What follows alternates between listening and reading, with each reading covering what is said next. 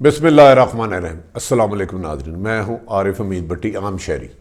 नाज़रीन, आज एक अहम केस की समाअत शुरू हुई जिसमें पता चला कि हमारे मुल्क के नुमाइंदे जो हमारे लिए कानून साजी के लिए जाते हैं वो किस तरह ज़मीर बेचते हैं और ख़रीदते हैं।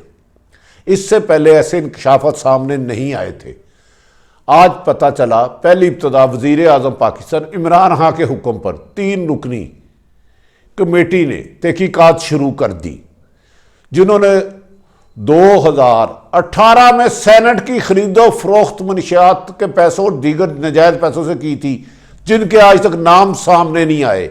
और इसमें अहम तरीन खबर नाजरीन कि जो सेनेटर नजायज़ पैसा देकर मुंतहिब हुए उनकी निशानदेही भी हो चुकी है और बहुत जल्द तवक्को की जा रही है कि कानून का शिकंजा उनके गले तक जाएगा। ताहम इसमें एक अहम तरीन शख्सियत पेशावर की, जिसे बचाने की भरपूर कोशिश की जा रही है। नाजरीन, आप जानते हैं कि चंद रोज कबल एक वीडियो मंजर आम पर आई कि सेनेट के इलेक्शन में KPK में खरीदो फरोख्त के लिए अरबों रुपये दिए जा रहे हैं। फी कस 5-5 करोड़ 4-4 करोड़ दिए जा रहे हैं। उनमें आज जब मैं उनके लिए सिलसिले में आज कमेटी में मोहतरम श्री मदारी साहब, शहजाद अकबर साहब और फवाद चौधरी साहब थे, एक सीनियर सहाफ़ी इन्वेस्टिगेटिव जर्नलिस्ट अरशद शरीफ को बुलाया गया तो उनसे सवालों जवाब किए गए। उन्होंने कहा ये जो मैंने वीडियो चलाई है इसकी जो कच्ची रसीद थी, जिन पर पैसे रिसीव किए गए थे MPO ने, जो आपके नुमाइंदे थे, उन्होंने कितने कितने करोड़ों रुपए कहां कहां लिए। नाज़रीन, आज पहली दफा बताता चलूंगा आपको अहम तरीन इंकशाफ। अरशद शरीफ ने उधर तमाम तफसीलात से आगाह किया तो जिस पर कमेटी इस बात पर मुतफिक हो गई कि इस वीडियो की फॉरेंसिक लैब भी कराने की जरूरत नहीं है, क्योंकि इसमें पैसे देने लेने वाले मान चुके हैं कि हमने पैसा लिया है, नजायज पैसा, तो लिहाजा इसका अब फॉरेंसिक ऑडिट कराने की जरूरत नहीं होगी। जिन्होंने पैसे दिए वो सामने आ गया। जिस घर में, एक इस्लामाबाद के घर में पैसे लिए गए, बज़ाहिर तो यह आ रहा था कि ये काम हुआ है पेशावर में। नाज़रीन, अरशद शरीफ ने अपने बयान में आज करप्शन के एक आमाजगाह को दफन करने की कोशिश की है। अब देखते हैं कि ये कमेटी 3 वज़रा की क्या मुकम्मल रिकमेंडेशन करके भेजती है और उन सेनेटर जो नाजायज़ पैसों से सेनेटर बने हैं उनको नहल किया जाता है। ये अब इम्तहान होगा। आज कमेटी ने अरशद शरीफ के बयान के बाद उन्हें बताया कि ये वीडियो मैंने ली और मैं जर्नलिस्ट पाबंद हूँ कि मैं सोर्स ना बताऊँ, ताहम उन्होंने बहुत सारे सवालों के जवाब के बाद कमेटी ने मुतमिन होकर कहा कि आप कह रहे हैं ये खबर ठीक है और लेने वाले मान रहे हैं, तो अब इसकी फॉरेंसिक लैब नहीं होगी। अब मजीद उन लोगों को तलब किया जाएगा जो पैसे ले रहे हैं और इसमें अहम तरीन शख्स जो पैसे देने वाले हैं उनके बारे में भी इल्म हो चुका है। नाज़रीन, कहा जा रहा है ये कमेटी बहुत जल्द DGIB और DGFIA को भी तलब करेगी और KPK की स्पेशल ब्रांच से भी इंफॉर्मेशन लेगी कि 2018 में जब इंसानों की खरीदो फरोख्त की मंडी लगी हुई थी, अरबों रुपए दिए जा रहे थे और ऐसे लोग मुंतहिब हो गए जिनके वहां रुकन असम्बली नहीं थे, वो कैसे पहुंचे, इसकी बाकायदा DGIB DGFIA को तलब किया जाएगा। नाज़रीन, इसमें जो अहम तरीन बात है, ये पैसे 27 फरवरी को इस्लामाबाद के एक घर में दिए गए। वो घर, जब मैं वो मनाजर देख रहा था, पिक्चर देख रहा था, वीडियो देख रहा था, तो वो चेहरा मुझे शनासा नजर आया। उसके सोफे भी मुझे नजर आए कि ये सोफे तो मैंने कहीं देखे हुए हैं। कहा जा रहा है जिम्मेदार जराये के मुताबिक जो साहब पैसे बांट रहे थे वो बड़े सखी हैं।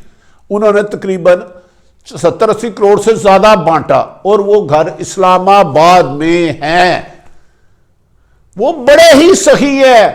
किस बात में सही है? ये नहीं कि किसी भूखे को रोटी खिला दें, ये नहीं कि किसी बीमार का इलाज करा दें, ये नहीं कि किसी बेरोजगारी को रोजगार दे दें, ये नहीं कि किसी जगह स्कूल बना दें, अस्पताल बना दें, साफ पानी का कुआं लगा दे, इसलिए कि वो सेनेटर बनना चाह रहे थे और अरबों बोरियों के मुंह खोल दिए।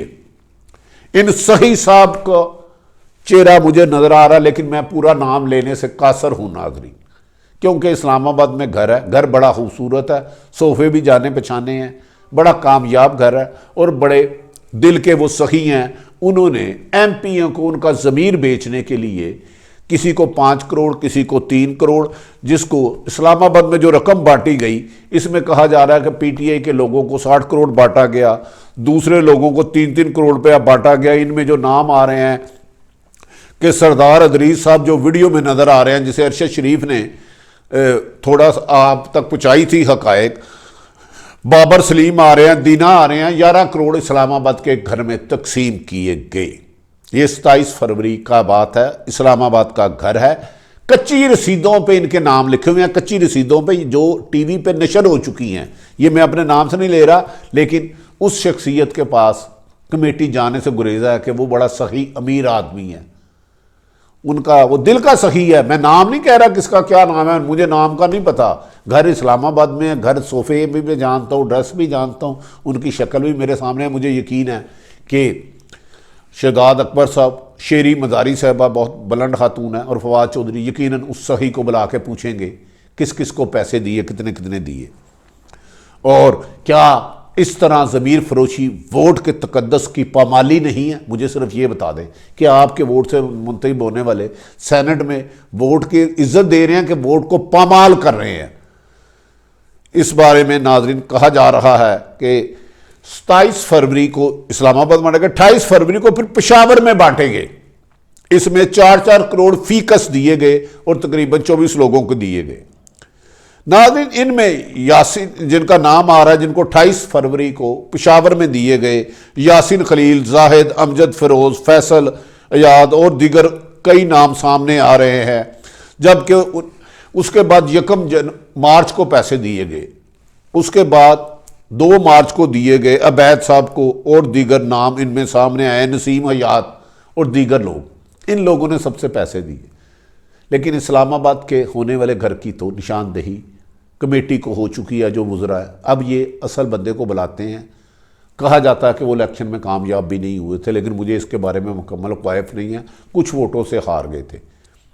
लेकिन पेशावर जो पैसे बांटे गए उसमें गड़बड़ ये हुई, असल हकायक ये हैं कि जिन्होंने सेनेट का इलेक्शन जीतना था उनसे फीकस 5-5 करोड़ रुपया लिया गया, और एमपीओ को कई जगह 2-2 करोड़ दिया, 3 करोड़ अपनी जेब में डाल लिया गया। ये अहम तरीन शख्सियत है। क्या इस शख्स के खिलाफ, इन सब को आप जानते हैं, इन मोहतरम को, क्या ये अब पीटीआई की हुकूमत के वज़रा और कमेटी इस शख्स को तलब करेगी? कवायद तो सामने हैं, कुछ लोग नाम भी ले चुके हैं। अब देखना ये है कि वो शख्स जो नजायज़ पैसा 5-10 करोड़ एक एमपीए के नाम पे ले रहा है, 5 करोड़ अपनी जेब में डाल रहा है। 1 मार्च की भी चीज़ें मौजूद है जो पेशावर में पैसे दिए गए, 2 मार्च को भी जो पैसे दिए गए वो भी मौजूद है, वीडियो सामने है। अब कहा जा रहा है कि इस्लामाबाद वाला घर जो है उसके सही होने की असल वजूहत जानने के लिए कि उसका सोर्स ऑफ इनकम क्या था, क्या वो जायज़ पैसा था, नाजायज़ था, बांटा क्यों, फिर उनके बारे में जो पेशावर में जिसमें हिस्सा लिया था। ये क्योंकि वीडियो पे कुछ लोग तस्लीम कर चुके हैं, वो कहते हैं हमने हल्के की वफादारी के लिए फलां के लिए, लिहाजा अब तो कमेटी ने कह दिया इसका फराजिक नहीं। लेकिन पेशावर में जिस बंदे ने बीच में टोका लगाया, बीच में कट लगाया पैसों से, अब वज़ीर आज़म इमरान खान का इम्तिहान है कि उस अहम तरीन शख्सियत के बारे में भी तमाम जिन्होंने पैसे लिए हैं वो सामने वीडियो में मौजूद है, जिन्होंने बांटे हैं वो घर भी इधर है। क्या उनकी निशानदेही करके इन लोगों के खिलाफ मुकम्मल कार्रवाई की जाएगी? क्या पेशावर में जिसने बीच में पैसे टुक लगाए, कमीशन खाई, अपनी कमीशन ली, एमपीए के नाम पे लेके उनको कम दिए, क्या उस शख्सियत को बुलाया जाएगा? कहा जा रहा है कि कमेटी के सामने ऐसी इंफॉर्मेशन इंटेलिजेंस सोर्स से आई है कि वो शख्सियत के बारे में भी कवायद मिल गए हैं कि उस वक़्त उसने कौन से रंग के कपड़े पहने हुए थे, पैसों की तकसीम से कुछ लम्हे पहले वो किस कमरे में गया और उस कमरे में सोफ़ों का रंग क्या था, वो वाइट वाश कैसी थी। ये सारे हकायक सामने आ चुके हैं।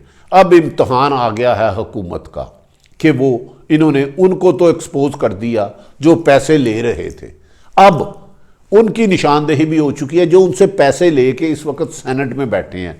क्या उनके खिलाफ कार्रवाई होगी?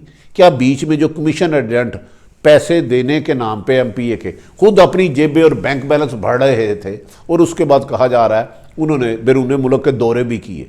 क्या उस शख्सियत को भी कानून के गिरफ्त लाएगा? यकीनन इमरान खान साहब के लिए मौजूदा सूरत हाल में बहुत बड़ा इम्तहान होगा, क्योंकि इन मगरमच्छों को मादी में कभी किसी ने हाथ नहीं डाला।